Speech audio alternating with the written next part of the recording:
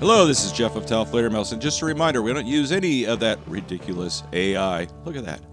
On stage tonight, we have another design by the master genius Evan Perry of Texas. This is Evan's 57th design, and he calls it the Fat Man. Evan is known for turning scrapyard finds into deadly projectiles. The Fat Man is made out of a non-ferrous metal, probably cast aluminum or pot metal, and it appears to be made out of some kind of a knob. Come back here.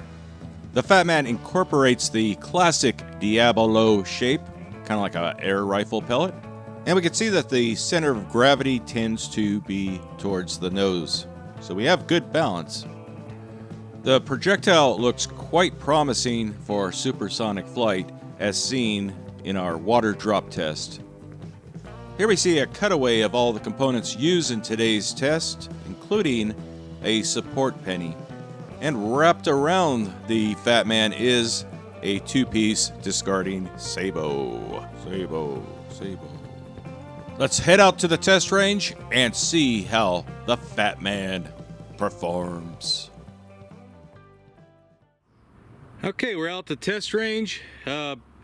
We're further down than we usually shoot. This is our kind of our winter location, and you can see the berm back there that goes all the way around there. We're going to test out Evan's Fat Man slug. First with a smoothbore. You can see we have installed the smoothbore on Danny's shotgun there, and we'll be using the remote trigger.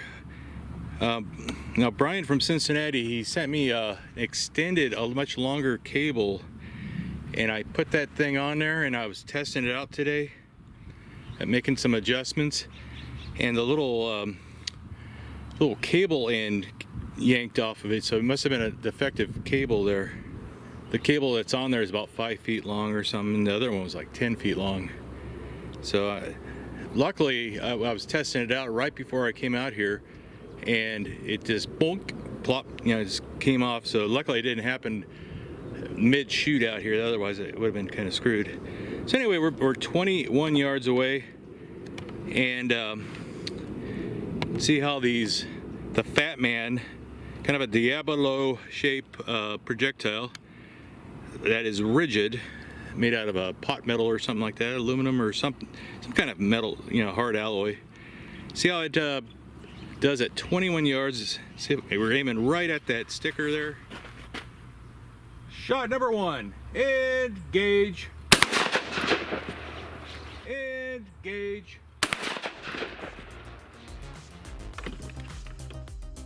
Now the projectile is flying at about 1,500 feet per second. That's about 450 meters per second. And you probably already noticed that the skirt has broken off of the Fat Man. At least something hit the sticker, right? Now we're propelling this thing with about 10,000 psi of chamber pressure, and that's a good way of finding weak spots in a design, and we definitely found the weak spot. And just a reminder that we were using a smoothbore shotgun on this first test. Some people skip past things and then they ask questions later, right? So this is what the recovered slug looks like. Definitely a weak spot right there. Okay, next up we have the lead plate. We've switched to the rifled barrel, fully rifled barrel. I'm hoping even if the stabilizer tail breaks off again, the head of the slug will be spinning and stabilize itself without that tail. I suspect we're going to have more problems with the tails breaking off at that weak point. So let's see how this does out of a rifle barrel.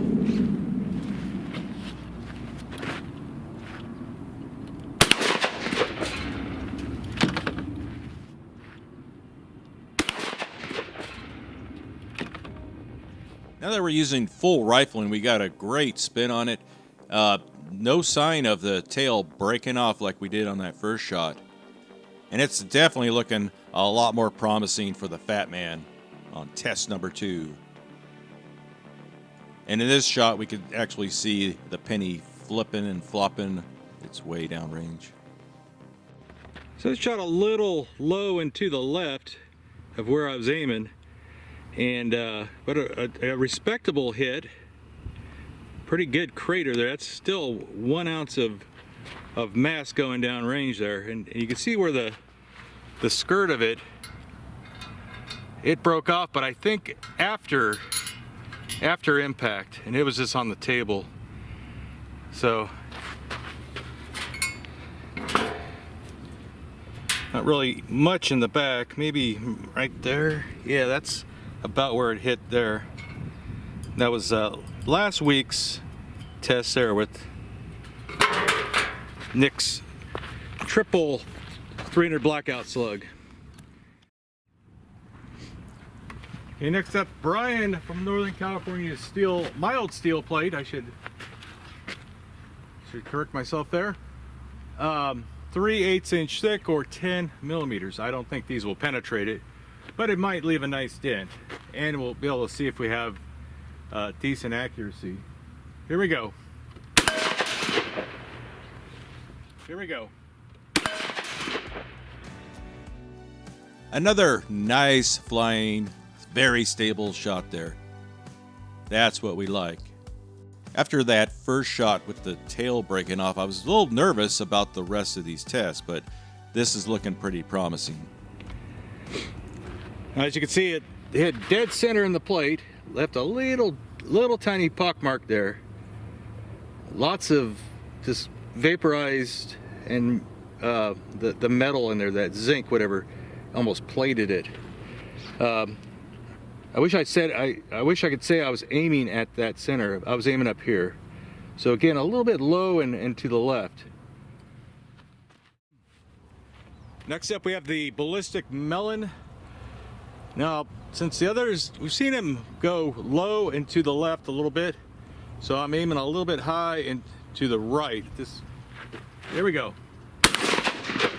Ah, yep. You know what they say, if I didn't have bad luck, I'd have no luck at all.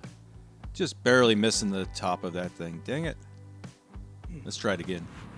I'm gonna give it one more try here. I want to save one for a 50-yard shot. See if we have any luck getting anything at 50 yards. We got 2 left, including this one. So let's see if we can hit it this time. Here we go. Well, we grazed it. Again, it shot high. I was aiming kind of low on that one.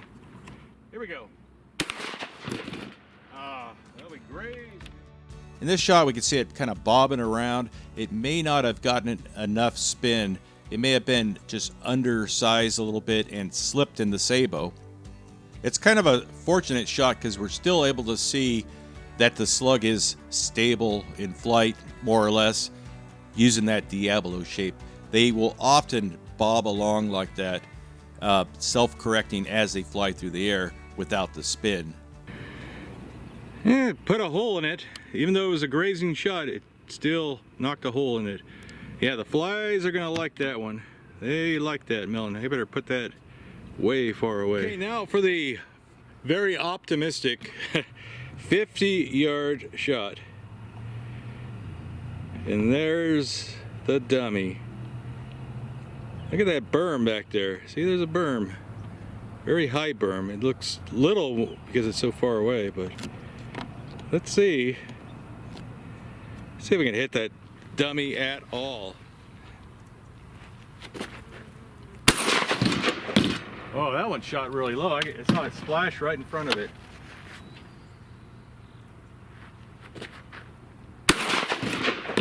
Oh, that one shot really low. So about 10 yards back, it looks like that's where it hit. It skipped right off the ground. It almost still hit the dummy after skipping off the ground, but about 10 yards, it dropped that much. That one was flying a little bit funky.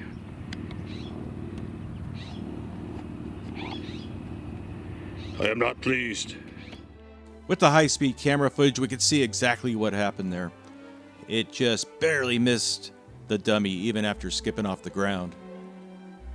Now we'll zoom in and get some better detail. We can see that it is spinning. It is kind of sort of stable, and it just did not have what it took to hit that target at 50 yards. I appreciate the effort, Evan. I know these things were a pain in the butt to make, and we definitely appreciate it.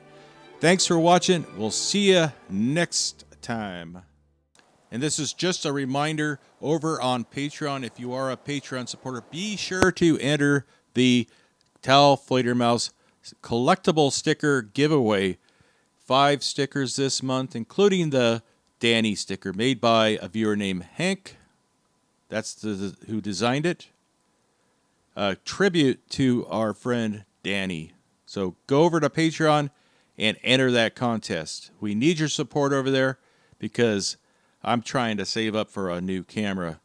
One of my cameras is ready to die, and I need to replace it. Anyway, thanks for all your support over the years, everyone. You have a very good chance of winning these stickers. We ship them all over the world, no extra charge. Thanks again.